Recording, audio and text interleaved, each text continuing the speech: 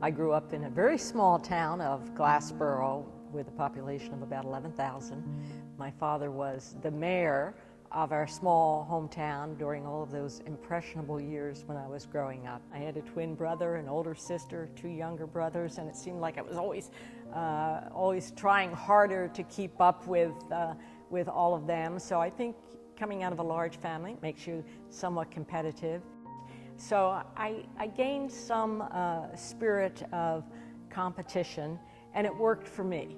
My entire period of teaching overseas was a life-changing event because I was immersed in another culture. Here I am, an American, teaching in an African school. But I think one of the just dramatic events was that I was asked if I would participate as a teacher at the mountain climbing school program, the first ever put together for African women to climb Kilimanjaro.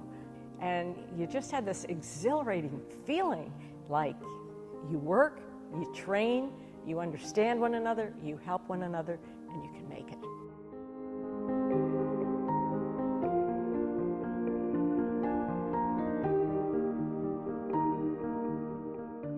Being the first woman was kind of dramatic. While people thought it was somewhat unusual, after a couple of meetings they said, well, she votes just the same way that the men do, you know. There wasn't any difference. And I was still interested in education when I finished my 4-year term. I wanted to run for the legislature, so I did.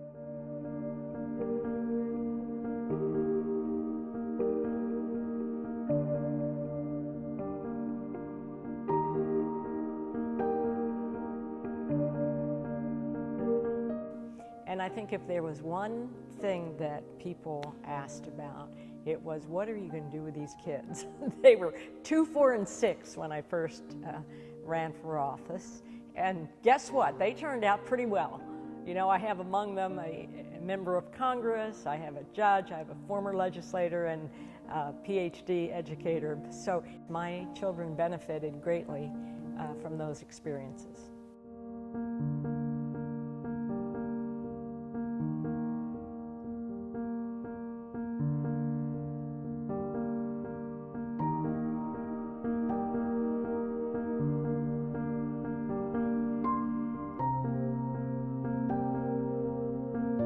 I loved the university. I loved everything about it.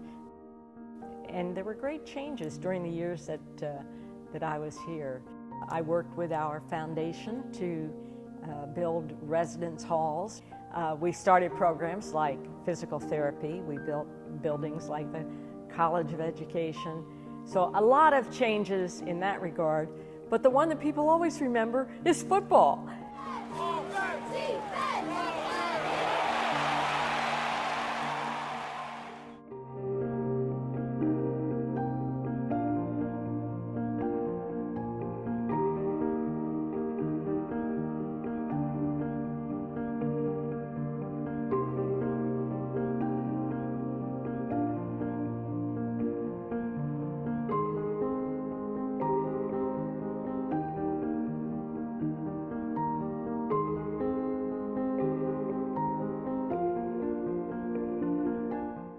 Well, it's an honor, and I'm humbled by this. I remember very well a group of us, including, of course, Carol Morsani, said, yeah, let's try to build that first group of donors who will make substantial contributions to WLP. Women in leadership and philanthropy now is playing a much broader role. Their concentration on raising dollars and putting together professional women in the community with these scholars is unique, and it's outstanding. And that keeps me going. We've done a lot, but we have a long way to go, and if I can keep participating, I'm going to do it.